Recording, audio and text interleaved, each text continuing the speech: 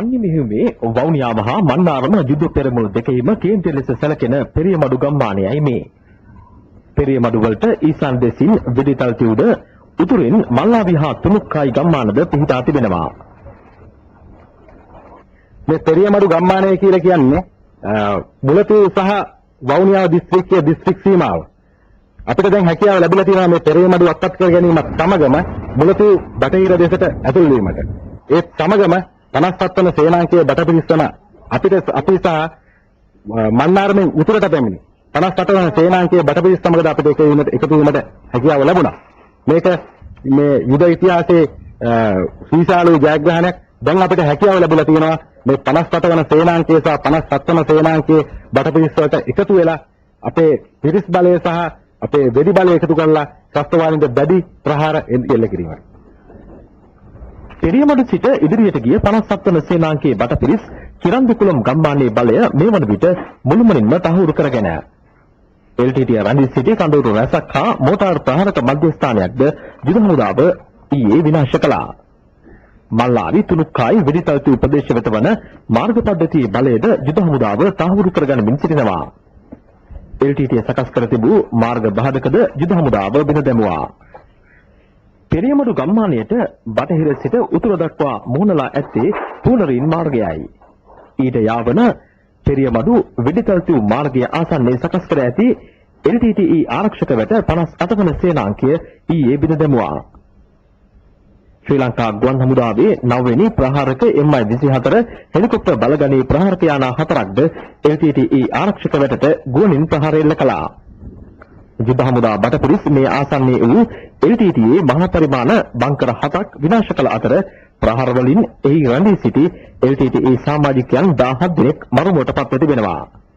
මියගිය LTTE සමාජිකයන්ගේ නම්ද LTTE පණිවිඩ හුවමාරු මගින් තහවුරු කරගෙන මේ ප්‍රහාර වලින් LTTE තවත් සැලකිය යුතු සමාජිකයන් පිරිසක් බරපතල තුවාල ලබනට ඇතැයිද යුද හමුදාව විශ්වාස කරනවා.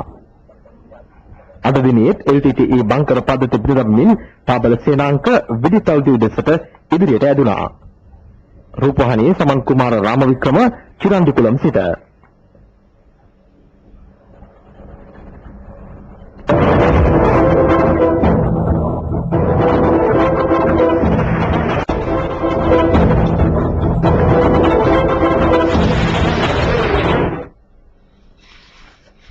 ත්‍රස්ත ග්‍රහණයෙන් යුද හමුදාව මුදාගනු ලැබූ පෙරියමඩු රෝහලයි මේ. පෙරියමඩු පාලම්පිද්දි චිරන්දිකුලම් ඇතුළු අවට ප්‍රදේශවල ජනතාව වෙනුවෙන් රජය මේ රෝහල පිහිටුවනු ලැබුවේ 1974 වසරේ.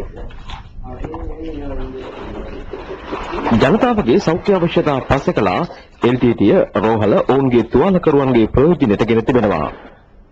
LTTE ප්‍රදේශයෙන් පලා යද්දී රෝහලේ ඖෂධ හා වෛද්‍ය උපකරණ කොල්ලකා ඇති අතර තවත් විශාල ඖෂධ තොගයක් විනාශ කර තිබෙනු දැකගත හැකියි.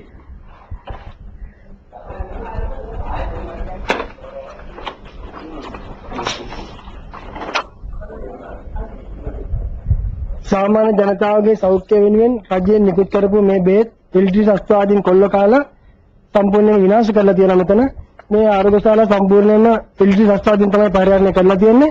මේකේ තිබ්බ ඇඳන් සම්පූර්ණයෙන්ම එක්කෙනෙක් අනිත් ඔක්කොම මේගොල්ලෝ අරගෙන ගිහිල්ලා තියෙනවා. මේකෙන් සාමාන්‍ය ජනතාවට කිසිම ප්‍රයෝජනයක් ගන්න බැරි වෙලා තියෙනවා. මේවා සම්පූර්ණයෙන්ම LTTE ශස්ත්‍රවාදීන් තමයි මේ ආරෝග්‍යශාලාවේ සම්පූර්ණයෙන්ම ප්‍රයෝජන අරගෙන තියෙන්නේ. ඊට අමතරව මේක අපිට පැහැදිලිවම පේන ස්වේච්ඡා සංවිධාන වලින් නිකුත් කරපු බේත් විශාල තොගයක් මේක ඇතුලේ තියෙනවා. ඒවත් පැහැදිලිවම කියන්න පුළුවන් LTTE ශස්ත්‍රවාදීන්ගේ ප්‍රයෝජන තමයි උදෙසා තමයි ඒවා පාවිච්චි කරලා තියෙන්නේ. ඒකේ වකානේ බොහොම ආందోලනාත්මක හැමතැනම පැතිර ගියා මේ රාජ්‍ය ආයතන වලින් හයි ප්‍රෝටීන් එනර්ජි බිස්කට්ස් නිකුත් කිරීම සම්බන්ධයෙන් දැන් මේකෙන් පැහැදිලි වෙනවා මේවා LTTE ශස්ත්‍රවාදීන්ට ලැබිලා තියෙනවා. මේක හොඳම උදාහරණය මේ බිස්කට්ස් උන්ට ලැබීම සම්බන්ධයෙන්. LTTE මානව විරෝධී මෙම ක්‍රියාකාරකම් පිළිබඳ ජාත්‍යන්තර මානුෂවාදී සංවිධානවල අවධානය යොමු විය යුතු බවයි යුද හමුදාව පෙන්වා දෙන්නේ.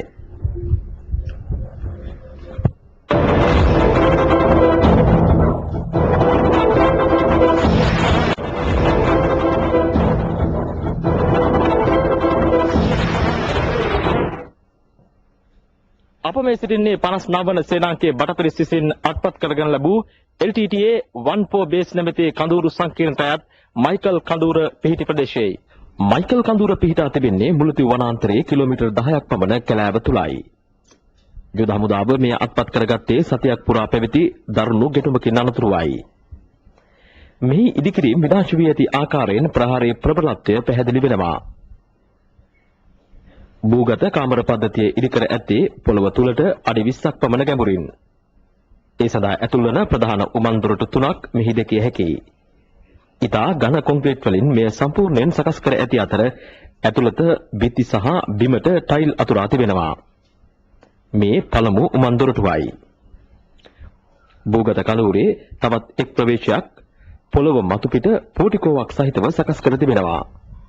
සාමාන්‍ය නිවසක පෝටිකෝවක් ලෙස මෙය සකස් කර ඇතත් මෙහිද ඉදිරිපස දොරටුවෙන් ඇතුල් වන්නේ භූගත නිවස්නයටයි. මෙහි බිම ටයිල් අතුරා තිබෙනවා. පෝටිකෝව ඉදිකර ඇති ආකාරය අනුව දුර සිට බලන්නෙකුට භූගත ඉදිකිරීමක හෝඩුවාවක් ලබාගත නොහැකියි. යාපද නාන කාමර සහිත මෙවන් සුඛෝපභෝගී කාමරයක් මෙම භූගත කඳවුර තුල පවතීයයි මතු පිටින් බලන්නෙකුට සිතාගත නොහැක්කක්. යුද හමුදාව එල්ල කළ ප්‍රබල ප්‍රහාර හමුවේ මතුපිට ඉදිකිරීම මෙලෙස විනාශ වුවද භූගත කුටිවලට හානියක් නොවීමෙන් මෙහි ආරක්ෂිත බව හා ශක්තිමත් බව පැහැදිලි වෙනවා. භූගත කඳවුර මතුපිට පොළවේ ගස් වවා ඇති අතර ඒ අනුවද භූගත කඳවුර සැඟවී පවතිනවා. මේ තිබෙන්නේ භූගත බංකර පද්ධතියේ තුන්වන දොරටුවයි. භූගත පද්ධතියට ස්වාභාවික වාතය ලබා ගැනීම සඳහා පොළොව මතුපිට වාකුහල ඉදිකර තිබෙන අයුරු දැකගත හැකියි. සම්පූර්ණ කඳවුර අක්කර 10ක පමණ භූමියක් පුරා පැතර පවතිනවා. කඳවුර සඳහා වෙනම ජල සැපයුම් පද්ධතියක් පොළොව මතුපිට සකස් කර තිබෙනවා. මෙහි පරිමාව අනුව අවම වශයෙන් LTTE සමාජිකයන් 50කට ආසන්න පිරිසකට මෙහි රැඳී සිටීමට උපරිම පහසුකම් පවතිනවා. LTTE නායකයාද කලක් මෙහි රැඳී සිටි බවට විශ්වාස කරනවා. මෙවන් රහසිගත කඳවුරු තවත් විශාල ප්‍රමාණයක් මුලතිව් කැලේ තුල පවතින බවයි යුද හමුදාව ප්‍රකාශ කරන්නේ. ඉකුත් මාසයේ මූණගම්බේ සහ කමල්බේස් නැමැති මේ ආකාරයෙන්ම වූ භූගත කඳවුරු දෙකක් යුද හමුදාව විනාශ කරනු ලැබුවා. ප්‍රහාර එල්ලවන අවස්ථාවේ මයිකල් කඳවුරේ 70කට ආසන්න LTTE සමාජිකයන් පිරිසක් සිටි බව ඔවුන් අතහැර දමා ගොස් තිබූ මෙම ආහාර පාර්සල් අනුව පැහැදිලි වෙනවා. LTTE සමාජිකයන් 20 දෙනෙකු පමණ ප්‍රහාර වලින් මරුමුවටපත් වූ අතර තවත් සැලකිය යුතු පිරිසක් තුවාල ලැබූ බව යුද හමුදාව සනාථ කරනවා. මයිකල් කඳවුරෙන් ඔබට වූ සෙසු කඳවුර වෙත මේ වන විට යුද හමුදාව ප්‍රහාර එල්ල කරමින් සිටිනවා.